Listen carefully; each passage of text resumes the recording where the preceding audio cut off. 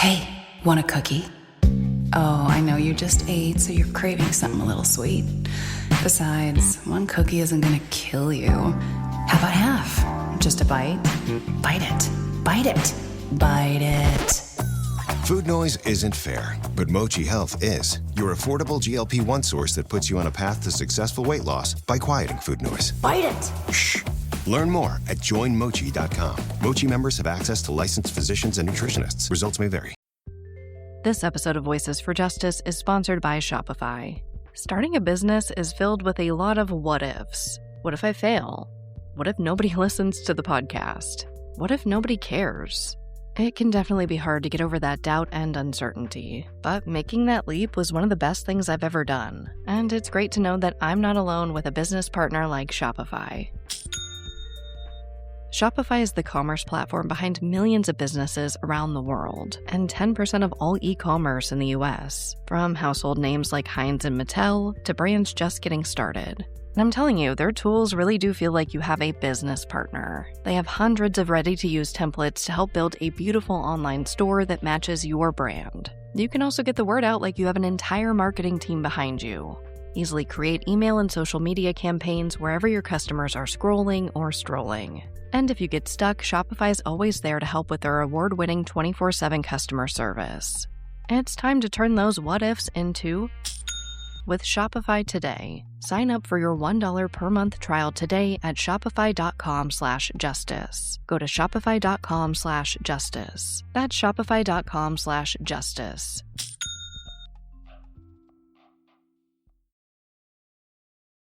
Voices for Justice is a podcast that uses adult language and discusses sensitive and potentially triggering topics, including violence, abuse, and murder. This podcast may not be appropriate for younger audiences. All parties are innocent until proven guilty in a court of law. Some names have been changed or omitted per their request or for safety purposes. Listener discretion is advised. My name is Sarah Turney, and this is Voices for Justice.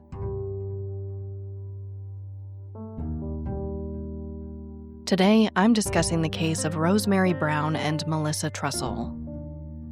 In the year 2000, in Adelaide, South Australia, a mother and her teenage daughter were last seen leaving their home at 2:30 in the morning.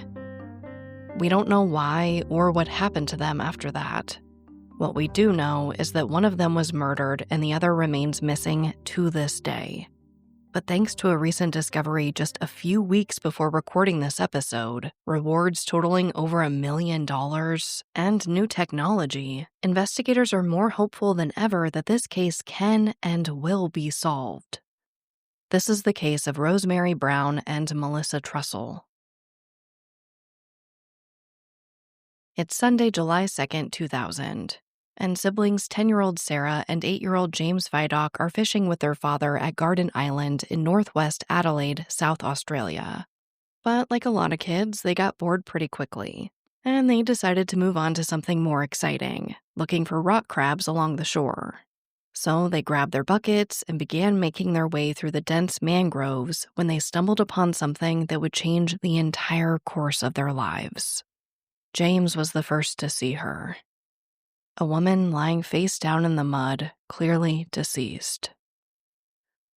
When Sarah got closer and realized what her brother had found, she was terrified. She said that her first thought was that the killer could still be around.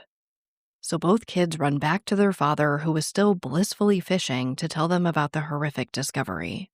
He immediately packs up everything and drives them right to the Port Adelaide police station. But when Sarah and James begin describing what they saw, the officers weren't so sure that this could really be a dead body. So they kind of asked the kids if they were certain that maybe it wasn't just a doll or a mannequin.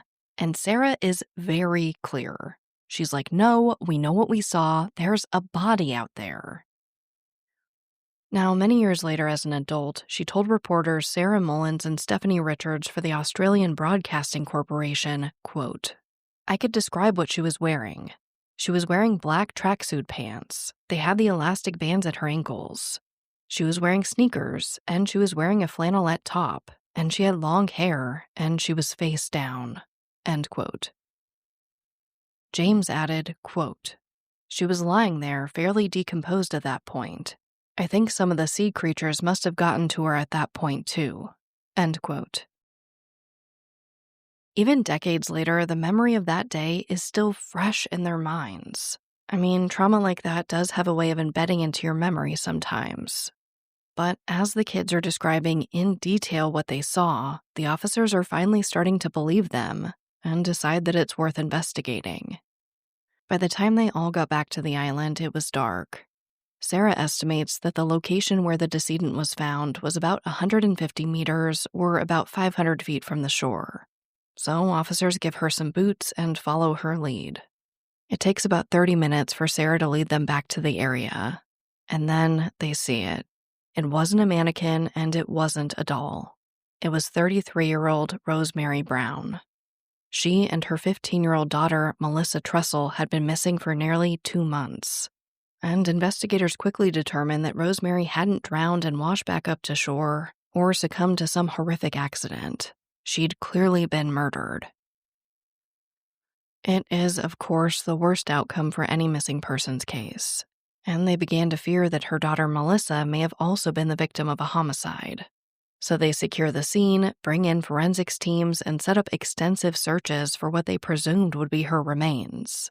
They search, they dig, they dive, they scour the entire island looking for any trace of Melissa, or any other evidence that could lead them to a potential perpetrator.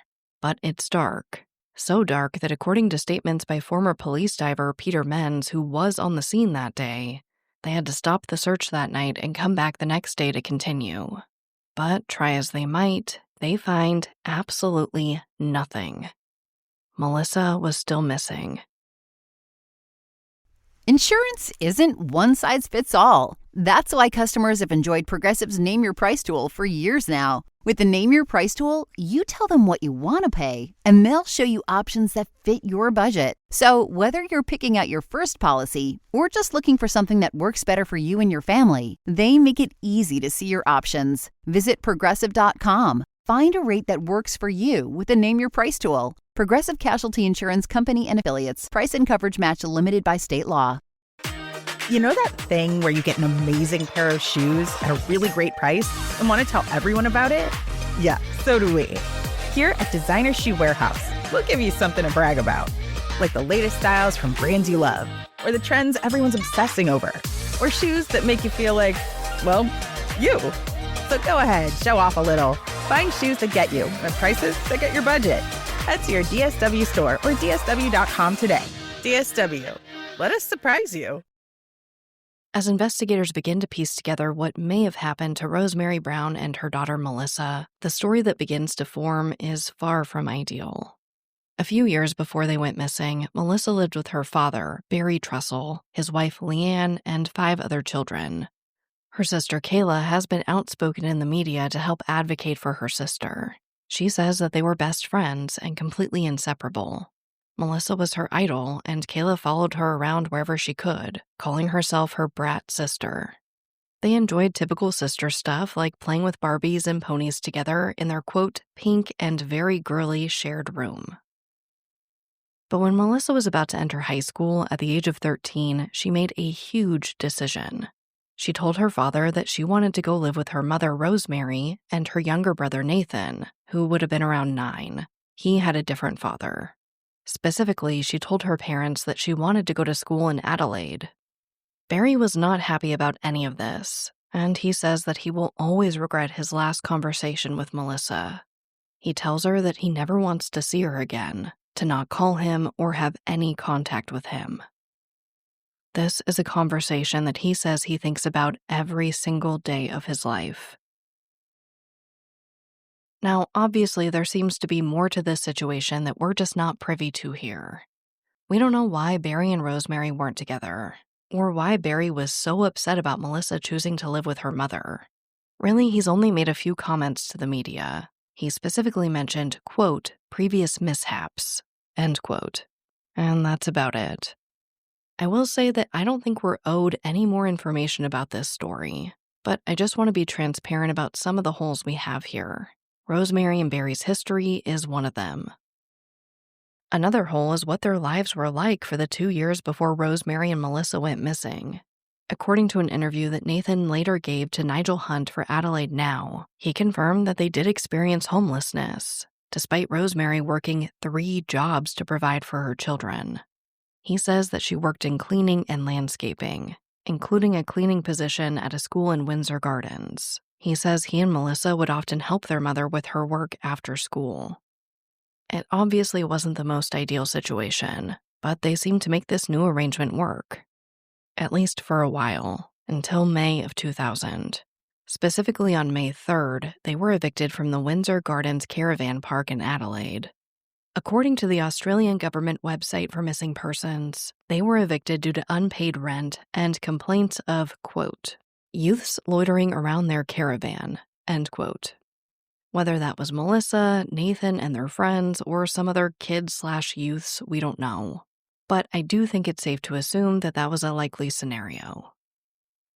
Now, in addition to providing spots for caravans, camper vans, trailers, and motorhomes, Windsor Gardens Caravan Park also had cabins and other units on the property for rent. And it does seem likely that they were renting wherever they lived on the property, because after they got evicted, Rosemary, Melissa, and Nathan moved into the caravan of another park resident, a man named Mark Nichols. He invited the family to live with him.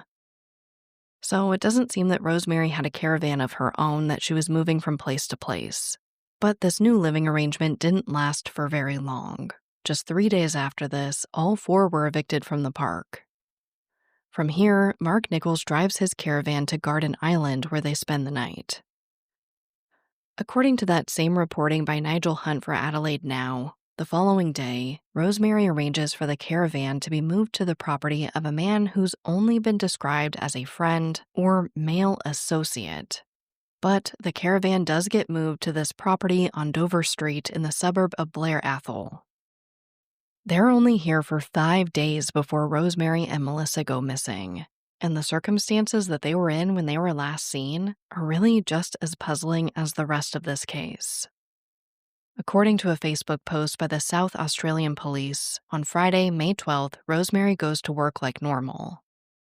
After work, Melissa, Rosemary, and her son Nathan were all seen at the caravan park. Really, it seems like just hanging out with people that they knew. At some point, they all go back to the caravan on Dover Street.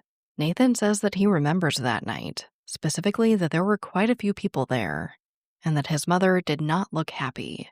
He says he remembers her looking tense. But Nathan doesn't stay for long. He ends up sleeping over at a friend's house that night. Then something seems to happen. What exactly is one of the biggest mysteries in this case? Rosemary and Melissa were last seen by this unnamed male associate, this friend they were staying with, leaving his property on foot at 2:30 a.m. on Saturday, May 13th, 2000. So essentially, in the middle of the night, for some reason, they up and leave. We have no idea why they left, but we do have some indication of where they may have been headed. According to the South Australian Police, their intended destination was the nearby suburb of Clemzig. But unfortunately, we do have some conflicting statements here. Other officials have said it's unclear why they were going to this area, literally saying, quote, "It begs the question, where on earth were they going at that time of the morning? Had they had a fight? Were they going to meet someone?" End quote. This also directly conflicts with the Australian government's website page highlighting Melissa's case. That says that they left to go find Rosemary's son, Nathan. I mean, just so you know exactly what I do, the page says, quote, "when they left on foot to find Rosemary's son," end quote. So I'm not sure if something has changed or maybe there's been some type of mistake, but we do have conflicting reporting here between the South Australian Police and Crime Stoppers. They say that they don't know where they were going, that they did have an intended destination, they don't know why they left, that they were going to find Rosemary's son. And not to complicate things further, but in other reporting it says that Rosemary went for a walk and Melissa followed her. So I guess take all of that for what you will. And really, that is all that we know. Like that quote said, we don't know if there was some type of argument, a fire, if they had moved all their things out. I mean, we don't know anything about why they up and left in the middle of the night like that. And we have no idea where they went. Just the area where they might have intended to go to. Either way, the following day, the 14th, was Mother's Day. And both Rosemary and Melissa were reported missing to police by friends of Rosemary. These friends have also not been named in the media, but I think it's clear that Rosemary and Melissa were quite loved and missed soon after they went missing. And luckily, their being seen leaving in the middle of the night like this was not the last trace of them. Or at least not the last trace of Rosemary. Her purse was found not long after she and Melissa were last seen. It's bright yellow with thin white stripes. Honestly, it's hard to miss. But as much as I hate to say it, we do have some more conflicting reporting here between the South Australian police and Crime Stoppers.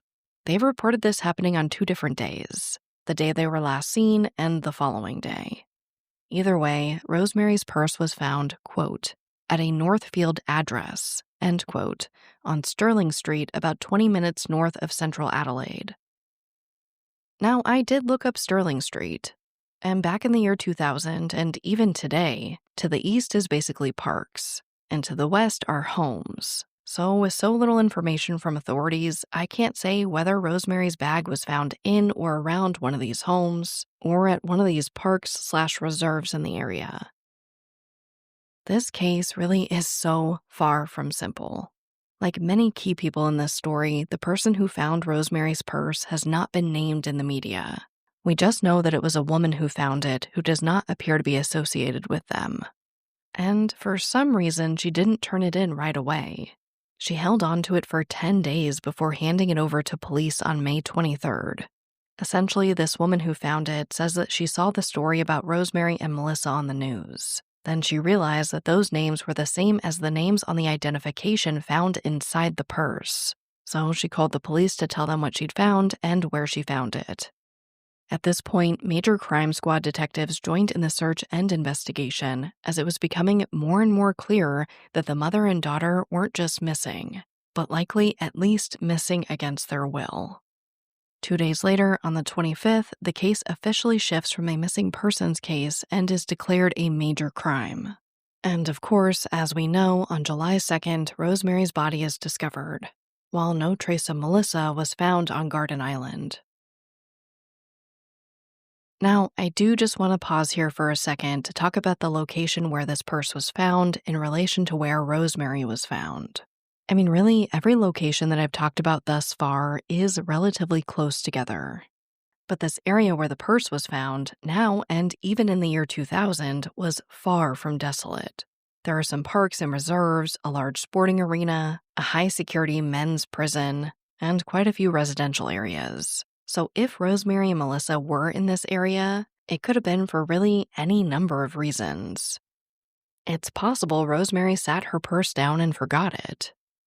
Maybe it was stolen from her and dumped. Or maybe her killer left it there. The possibilities, unfortunately, seem pretty broad. We also have no idea if Rosemary had a cell phone, if there was a wallet that was supposed to be in the purse, or if any money had been taken. We just know where it was found and that identification for both Rosemary and Melissa were found inside. So seemingly, however this purse ended up on Stirling Street, there was no effort to hide who it belonged to. It's a small but I think important detail to consider. And it's only about a 20-minute drive from Stirling Street where the purse was found to Garden Island where Rosemary's body was discovered. This area has been described as mostly industrial. And to be honest, it is a bit hard to make it out on old maps, but there are certainly fewer buildings and homes around Garden Island than near Stirling Street. So I could see why somebody might believe that it's a good place to potentially hide a body.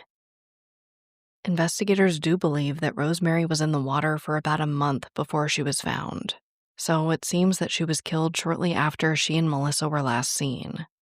They also believe that Rosemary was killed before being taken to Garden Island and then placed in the mangroves, and that likely Melissa was too. They just haven't been able to recover her remains.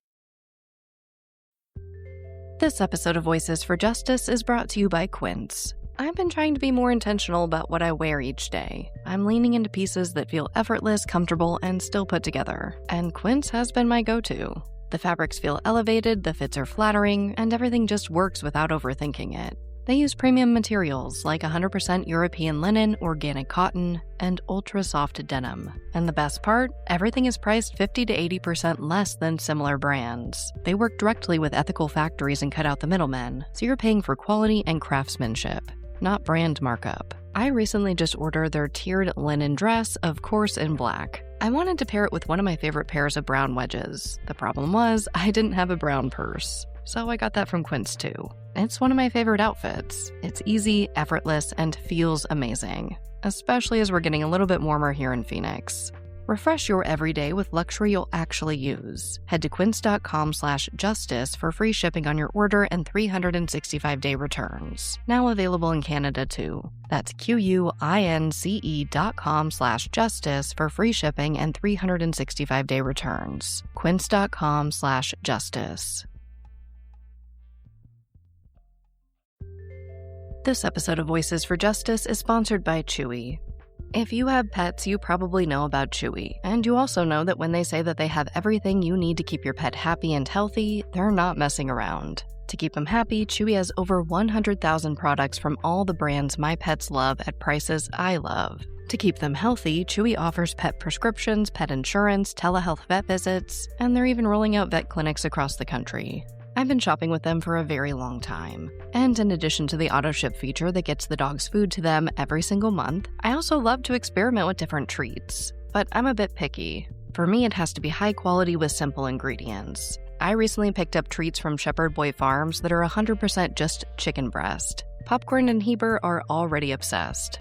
Chewy has everything you need to keep your pet happy and healthy. And right now, you can save $20 on your first order and get free shipping by going to chewpanions.chewy.com/Sarah E. Turney. That's chewpanions.chewy.com/Sarah E. Turney to save $20 on your first order with free shipping.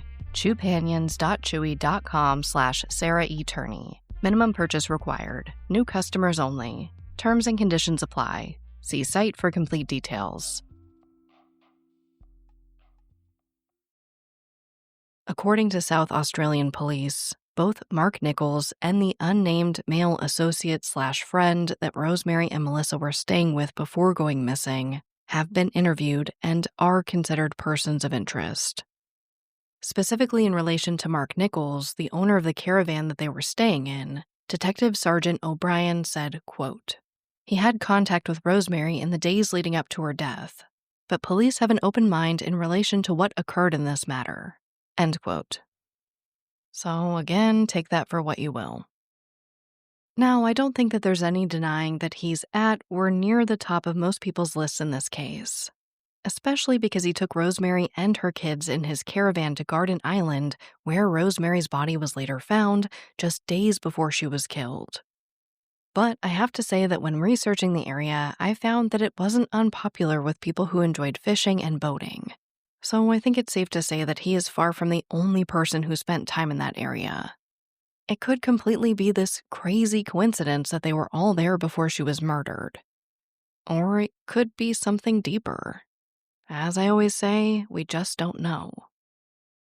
But that is really what they've said in relation to those two men, who, for again obvious reasons, make the top of that persons of interest list due to their proximity to Rosemary and Melissa. There have been some other very vague statements that they've interviewed many people who were close to them, but no one else has been named in the media. No one has been officially named a suspect, and no arrests have been made in this case. Unfortunately, it does seem like the list of potential persons of interest could be quite long. And while it's hard to dig up exactly what Windsor Gardens Caravan Park was like back in 2000, we do know that there was some type of police activity there just a few months before Rosemary and Melissa went missing. It just so happens that the very last images of Rosemary and Melissa are from March 2000, when they appeared in at least one of the local television broadcasts covering the incident. I mean, maybe they ended up back at the caravan park where something happened. Maybe they made it to Clemzig and were hurt by somebody there. Or they were picked up by a complete stranger along the way and were met with foul play. Now, I will say that investigators believe that whoever did this knew Melissa and Rosemary, so that last theory does seem unlikely according to their statements.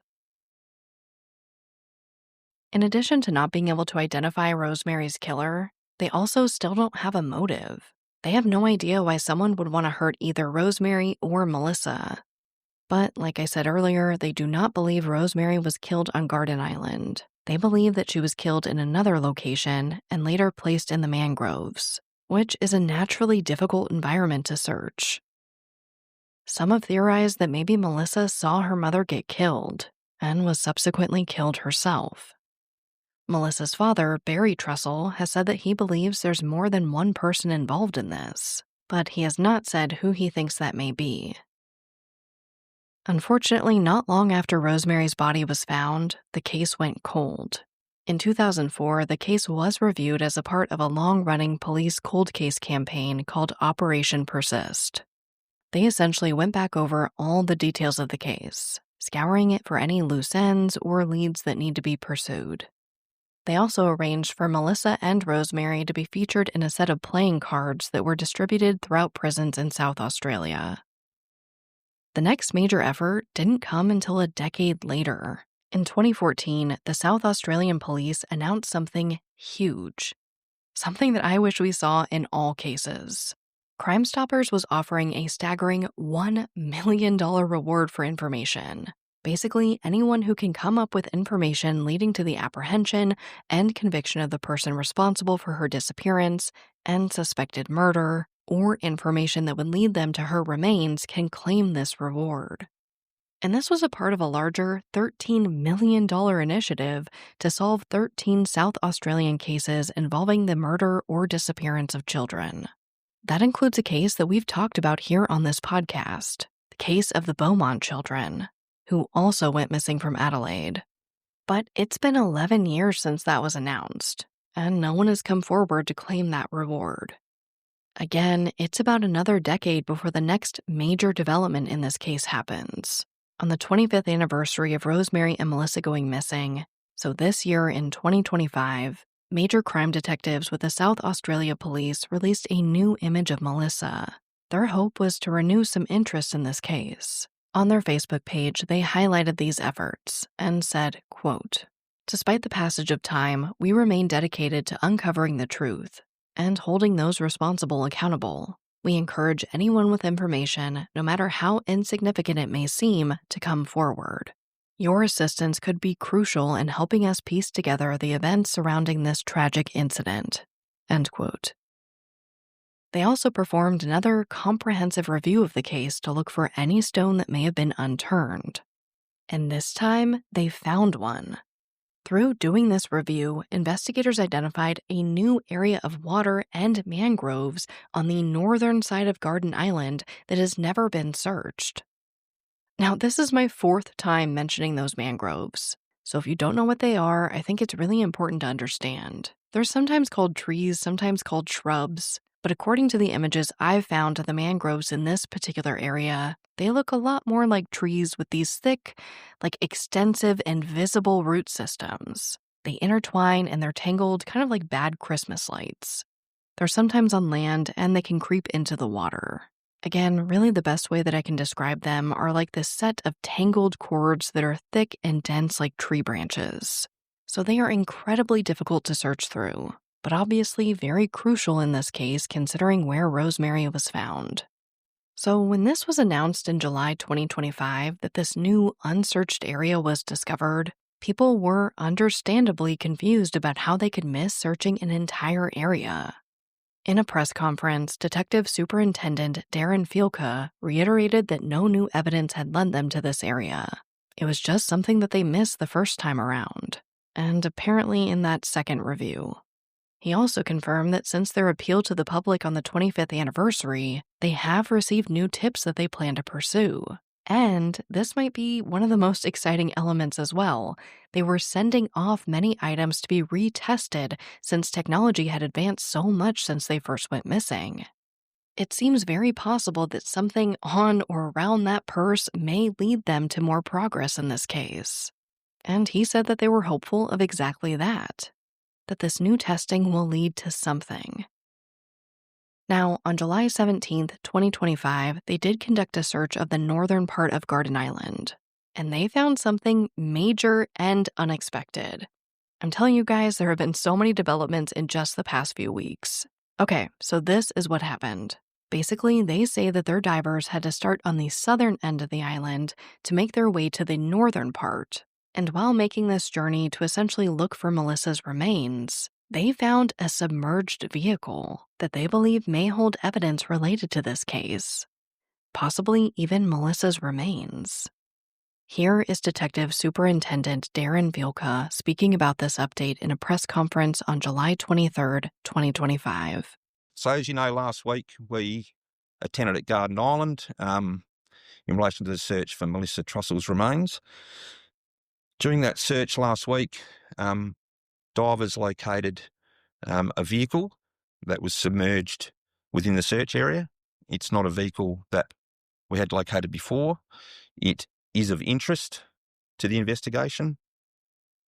Divers have returned today to Garden Island. We're trying to establish make, year, model of that vehicle. As you can understand, it's been submerged now for some time, and trying to ascertain exactly what that vehicle is will have its challenges. But they provided information to the investigators today, which we're hoping will be able to identify that vehicle so we can determine whether that remains a vehicle of interest in this investigation or not. Now, that vehicle is basically full of silt. It's going to take a little while to search through that vehicle to make sure that there is no remains, or to establish whether there's any remains in that vehicle or any other evidence that might be helpful to the investigation. So you can expect divers to return to Garden Island in the coming days to finish searching that vehicle and to also finish searching the mangrove area in the northern part of Garden Island, which has not yet been completed. So that's essentially the update on Garden Island. He goes on to say that this was truly an unexpected discovery, that they were only back in the southern part of the island to make their way north, and that they did not expect to find anything like a vehicle.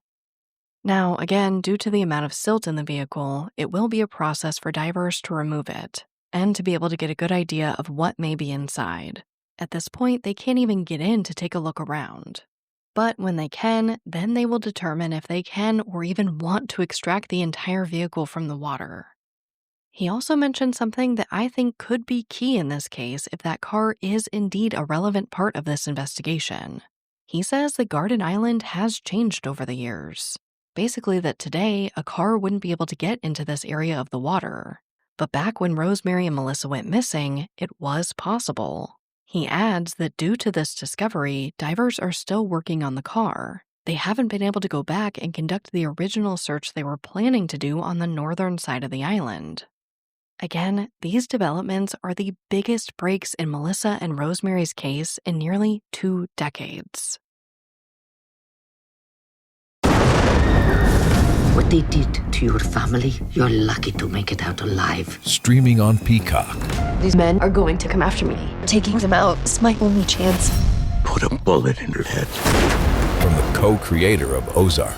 Looks like a family was running drugs. Execution-style killing, it's rare for the Keys. And it leads on who they might have been running for. The cartel killed my family. I'm gonna kill them. All of them. MIA. Streaming now. Only on Peacock. There is so much renewed hope in this case right now, and it seems more active than ever. The 2 kids who found Rosemary, Sarah and James Vidocq, only spoke out publicly for the first time this year, 2025. They discussed the impact that had on their lives. Sarah says she's never been able to go back to the island, and she's never gone fishing again. They've openly wished for a resolution in this case, and have praised the Australian police for their support after they found Rosemary. In an interview with the Australian Broadcasting Corporation, Sarah said, quote, "I'm sorry that, we found her. That also makes me feel guilty. We didn't do anything, but knowing that we were a part of them, the family, having their hearts broken, that also hurts us. We do hope that they find the missing piece of this, and I hope they do get closure." End quote. Now, of course, I also want to give you some updates on their family. I haven't told you what happened to Nathan after they went missing. Again, he was only 11 at the time. He says that after Rosemary and Melissa were gone, he went back to that caravan on Dover Street and stayed there for about a week until it was reported to social services that he was alone without his mother. He says he spent 5 years living with different friends and relatives before being on his own at 16. He now has 2 daughters of his own who he says his life revolves around. So Rosemary has 2 grandchildren she never got to meet, and Melissa at least 2 nieces. Melissa's father, Barry Trussell, and her sister, Kayla, have made a public appeal through Crime Stoppers, which I'll play for you now. Yeah, she was my best friend. So we would always play Barbies together, play ponies. I could pretty much make her do anything. I was just her little brat sister. But I don't know, we were just so close. So yeah, there was just, she never said no. She was always happy to just do whatever was going to make me happy as a little kid. And yeah, we shared a room and it was just pink and just very girly. And it's, I don't know, it was just this gorgeous friendship and relationship between 2 sisters. It was, yeah, it was really gorgeous.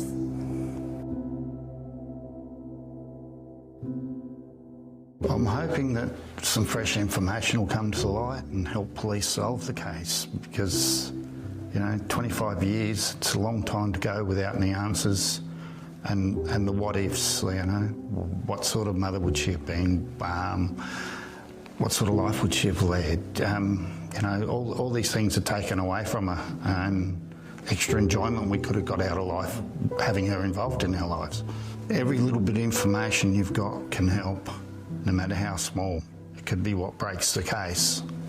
And, and if you've got some information, bring it out. There's a big reward on offer for any information to help solve it, and it'd be much appreciated on our part. There is a reward of, $1 million, and it might be something that could change your life and also change ours at the same time. Well, my message to the people responsible, because I don't believe it to be just one person. I believe there's more than one person involved in it. So it's probably better to come forward now with information, get it off your chest, give yourself a conscience. We just need to know where she is, what happened to her. The damage is done. Enough time has passed. You've caused our family decades of pain. So to get the answers and to get the justice, it's all that we can really ask for.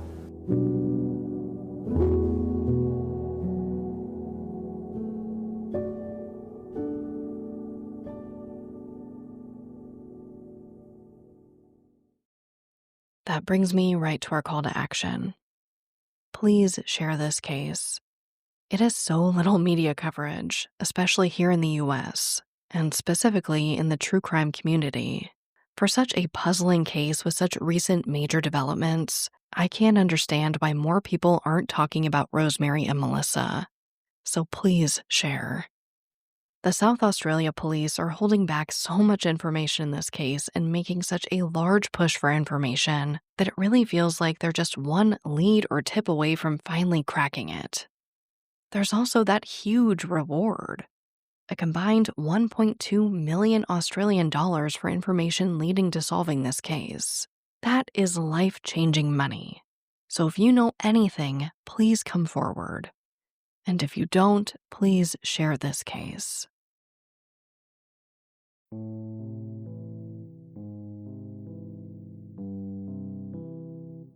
As a reminder, 33-year-old Rosemary Brown and her daughter, 15-year-old Melissa Trussell, who also went by Melissa Brown, were last seen in the very early morning hours of May 13, 2000, in Adelaide, South Australia. Investigators know that Rosemary was murdered and presume that Melissa was as well, but she does remain missing. As of recording this episode, Melissa would be 40 years old. She has brown hair and brown eyes. When she was last seen, she had a slim build and was 162 centimeters or 5 feet 4 inches tall. Like I said, there is a $200,000 reward for information about Rosemary and a $1 million reward for information about Melissa. Anyone with information is asked to call Crime Stoppers at 1-800-333-0000. Information can also be submitted through their website, crimestoppers.com.au. But as always, thank you, I love you, and I'll talk to you next time.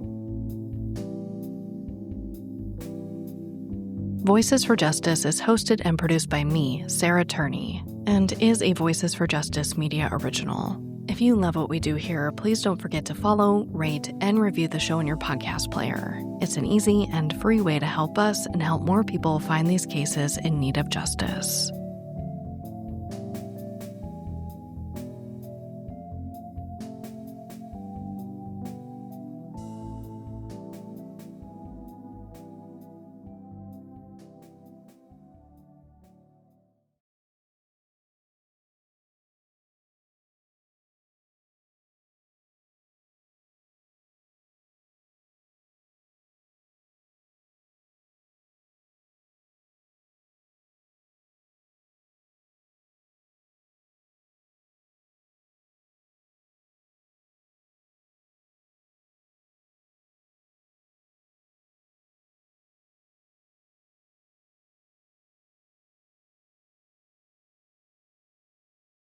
Welcome to the Secret After Show. The studio door is open and our emotional support puppies, Popcorn and Heber, are in the room. Let's go right on to the case. Specifically, let's talk about those media discrepancies. Of course, there were some. I addressed that, I addressed most of them, I should say, in the episode. Really, it was a lot of like the South Australia police versus Crime Stoppers. And unfortunately, like these things just happen. It's not right. Like it does make things a lot more complicated. I mean, if you're asking a witness to remember if they saw a bright yellow bag on a Sunday versus a Saturday or whatever the days may have been, that can make a huge difference. So I really do hope that they can figure this out, communicate, and get the correct information out there to every source.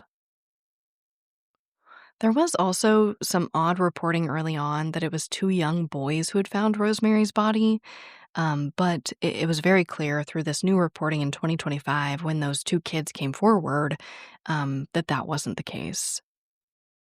Now, while we're talking about media, one of the things I had here on my list was to talk about the differences in reporting in Australia versus what we see here in the US. It is like such a stark difference. And maybe it was just this case, there's so little detail.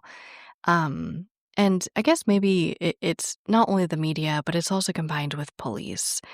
Like, there was so little gruesome detail about how Rosemary was found. And I know that some of that they said was operational, which here in the US is kind of like for the integrity of the investigation, right? We know that details are often held back.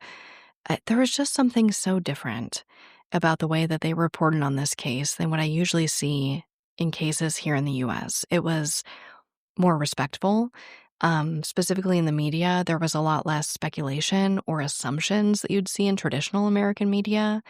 I think what we see here in the US is sometimes, oftentimes, especially in bigger cases, reporters will not directly outright, make accusations, right? They're very careful of that. There's a lot of like legal red tape there, but they almost like ask these questions that lead you there. Essentially, like we can read between the lines and know that you're suspecting the parents or that some people suspect the parents or whatever it might be. And I didn't see that in this case. And again, I haven't covered a lot of cases from Australia. I did do the Beaumont children like I talked about, but it was just, I don't know, refreshing. I just really like to see it. There was this level of respect there that I think is not often seen, at least in the cases that I cover, not often always seen in my sister's case when I read that coverage. It was just something I wanted to point out. And as we were talking about nice, good things in this case, let's talk about the hero of this episode. First, I have Sarah and James, the two children who found Rosemary's body, one for being brave, right? And for a child to insist to police, no, I know what I saw, it was a body, that isn't always easy. So in general, for making this huge breakthrough, really, at the expense of their well-being, it creates so much trauma. Not that really that they had a choice, right? But because they found her, and just for being brave, I had to include them in the heroes of this episode. My next hero of the episode, despite the media discrepancies, is Crime Stoppers in South Australia for offering these $1 million rewards. I mean, it is so amazing. Like I said, like investigators have said, this is a life-changing amount of money. If $1 million doesn't make somebody come forward, I'm not sure any amount of money will. So again, they make the hero of this episode for putting out such a fantastic reward that, of course, and I'm sure you guys do hope leads to a resolution in this case. Now let's go on to our segment of hope. First, I want to say thank you to the many people that sent this to me, and specifically to Haley for bringing it to my attention first. I am reading from ABC 7 Eyewitness News. This is an article by their digital staff that reads, 4-year-old boy murdered in 1972 identified. Baby brother still missing. Essentially, it describes how genetic genealogy has been used to identify 4-year-old Carl Matthew Bryant. And you guys, obviously, it's a sad story. On June 13th, 1972, he was found under a bridge in Lorton, Virginia. He was killed through blunt force trauma, but remained unidentified at that time.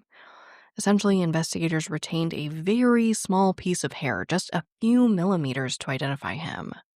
And after identifying Carl, investigators were able to piece together more of this puzzle. It looks like in June 1972, Carl's mother, Vera Bryant, and her boyfriend, James Hedgepeth, who was a convicted murderer, apparently, were traveling from Philadelphia to see his relatives in Virginia with both Carl and his 6-month-old brother, James. When they got there, they didn't have either of the children. And over Thanksgiving that year, when Vera's family asked where the kids were, she said they were with Hedgepeth's family. Hedgepeth, sorry, I'm having a hard time saying that. So that they were never reported to police, essentially. Nobody in the family knew that they were missing. So this was never even a missing persons case. Now, Vera died in 1980, it looks like, so Hedgepeth is also dead. And Vera's body was exhumed to confirm that she was Carl's mother. She and Hedgepeth are obviously the person suspected of being responsible for Carl's murder and whatever may have happened to James. Unfortunately, like the title said, James has never been found. And now there doesn't really seem to be any pictures of James for us to share and raise awareness, but they have asked anyone with information to call the Fairfax County Police Department Major Crimes Bureau at 703-246-7800. I mean, I think this makes our segment of hope for obvious reasons. And my gosh, absolutely amazing work, and really so relevant to the case that we covered today and how far forensic testing has come. I don't know, I guess seeing a case like this, really 2 cases kind of emerge from this testing, just is amazing. And I think it really does remind us that there truly is always hope for some type of progress. Not always answers, not always justice, not always closure, if you can even use that word, but some type of progress in these unsolved cases. And that's why it makes our segment of hope. But as always, thank you, I love you, and I'll talk to you next time.